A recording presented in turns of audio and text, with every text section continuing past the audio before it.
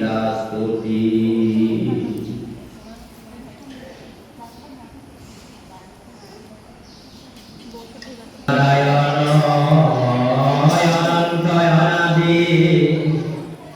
জগত কারণ নিরঞ্জন পদ্যবাদী যার মায়াময়ী লোকমারণী প্রাহি প্রাহি নারায়ণ পুরুষ প্রধান যার বিরভা